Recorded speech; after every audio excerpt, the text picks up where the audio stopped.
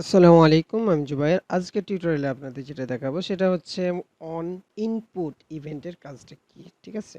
তো এটা করার জন্য আমরা একটা ফাইল তৈরি করে নিই। এটাকে আমরা কপি করে পেস্ট করে দিলাম এবং এই নাম দিয়ে দিলাম অন ইনপুট।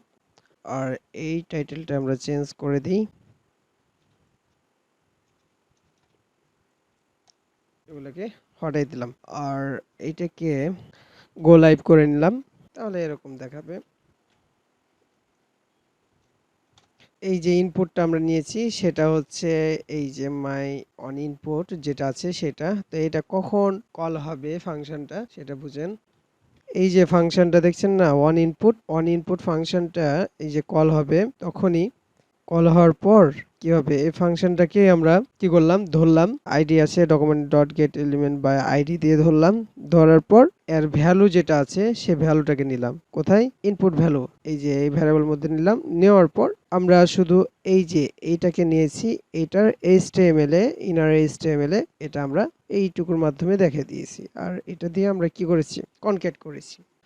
দেখেন, অন ইনপুট বলতে আমরা কোনো কিছু দেওয়ার সাথে সাথেই কিন্তু এখানে দেখাচ্ছে। দেখেছেন, সাথে সাথেই কিন্তু আমরা এখানে দেখতে পাচ্ছি। হ্যাঁ, এখানে মুছার সাথে সাথে মুছে যাচ্ছে, সেটা হচ্ছে অন ইনপুটের কাজ। আমরা বুঝতেই পাচ্ছি।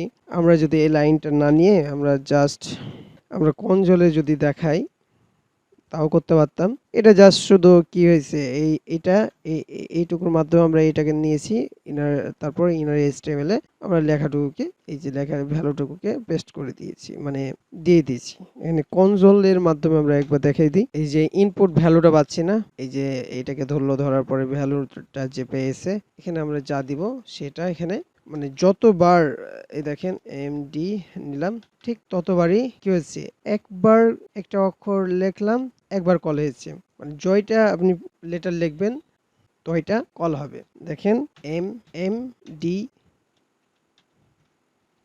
বুঝতে পারছেন? এরকম ভাবে কল হবে। তো আজকে টিউটোরিয়াল আশা করি বুঝতে পেরেছেন। আল্লাহ হাফেজ।